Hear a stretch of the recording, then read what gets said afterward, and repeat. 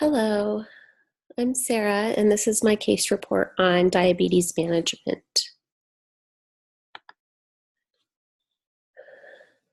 The AV is a 39-year-old Hispanic male. He is unmarried but has a girlfriend. He also has two adult children and a grandchild. He has limited contact with them. He lives with his girlfriend and her school-aged child, but admits to being homeless at times. AV is currently unemployed and would be considered low income at the poverty level.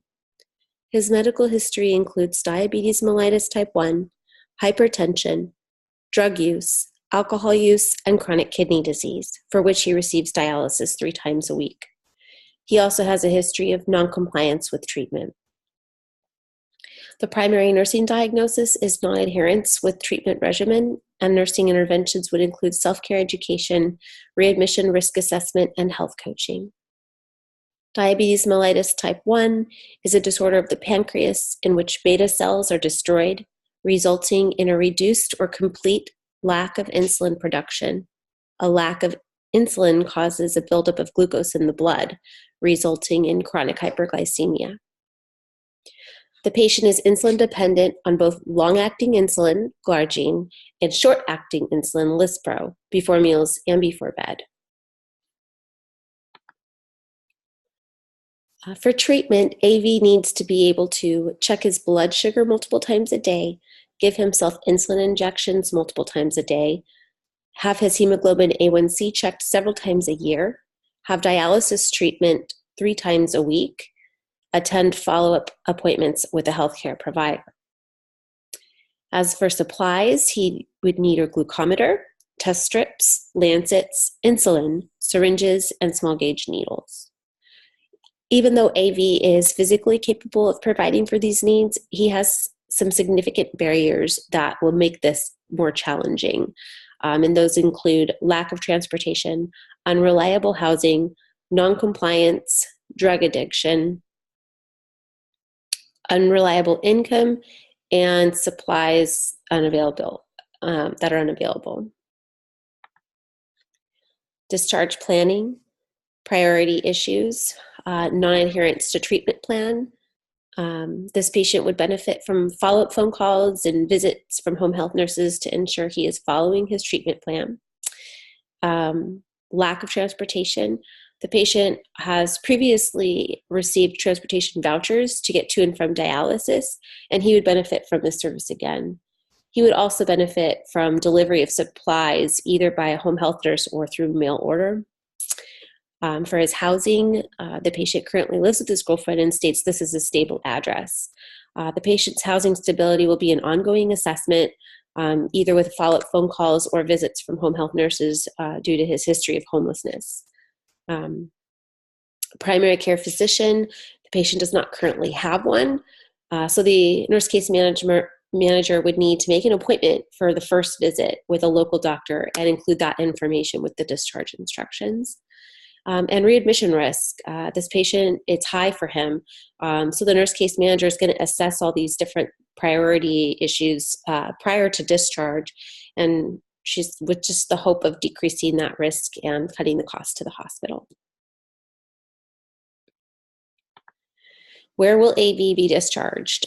He will go home, and nurse case management would want to set up home health services for him.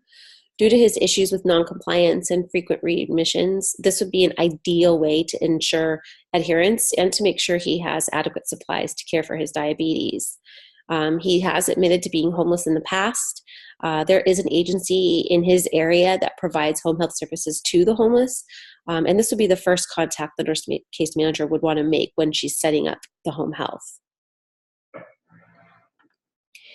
The primary nurse case management strategy at a patient level, coaching system management is an appropriate strategy for the nurse case manager to apply with this particular patient due to his unstable blood glucose levels, self-admitted noncompliance with treatment, and his frequent hospitalizations.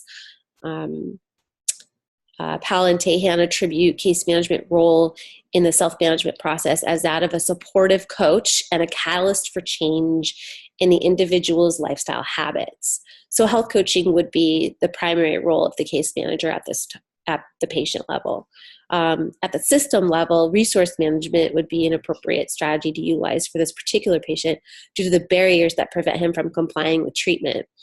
In order to offset the cost of readmission and address the barriers to care, the nurse case manager would assess all the resources that are available to the patient and have them in place prior to discharge.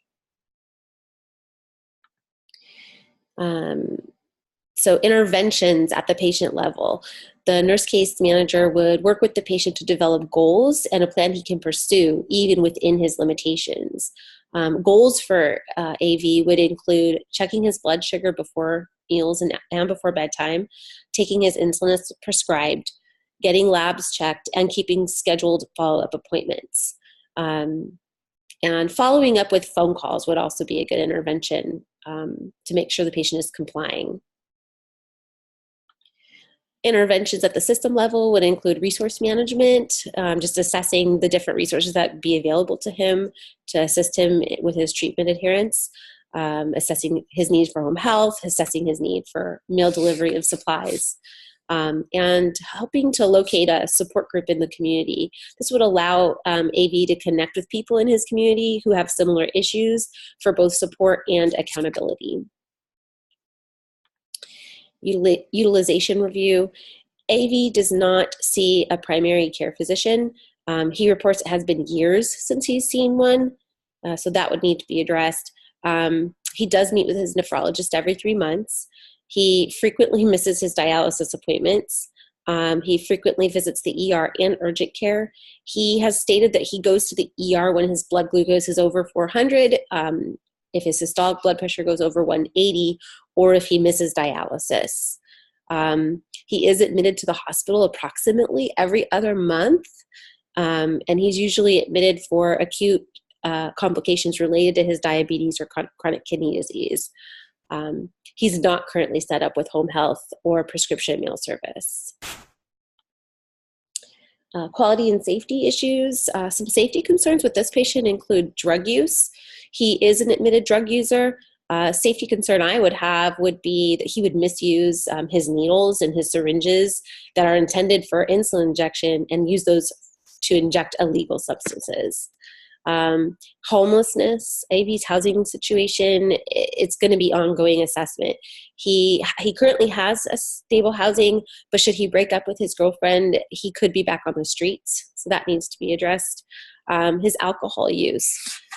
This is a concern because he has diabetes and the sugar content in alcohol is high. So he should be educated and the habit should be discouraged. Finally, unemployment. He is unemployed. He states he does have odd jobs for cash, and he uses that for food. He has Medi-Cal for insurance, which covers all his medical needs, including supplies. However, the concern lays in his ability to pay for food and for hygiene supplies, and those things need to be addressed because they're an important part of his diabetes management. The effectiveness of interventions at the patient level. In order to evaluate the effectiveness of those interventions, we would need to monitor his A1C. It should be below 7 for a diabetic. Monitor his renal panel. His electrolytes and his renal panel should be within limits defined by the nephrologist, just to ensure that his kidneys are being managed properly. We would want to verify that he's going to his dialysis appointments, checking in with the clinic. That would be a good thing. And the home health nurse could check in on that. If the patient is complying with treatment goals, we should note a reduced visits to the ER and urgent care, and we should notice less frequent hospitalizations. Nurse case management effectiveness at the system level. In order to evaluate that, we would want to follow up with home health. They're going to be like our key point people in all of this. We'd be checking in with them to evaluate how these resources are working for the patient. And we would want to make sure he's going to his doctor. We would also want to contact the patient and ask him about supplies. Does he have his supplies? About his housing? Does he still have a stable place to live? And is he utilizing that community support system that we helped set him up with. These are just a few of the ways that we could evaluate how effective our interventions have been. This is my list of references used to put this project together. Thanks so much for listening.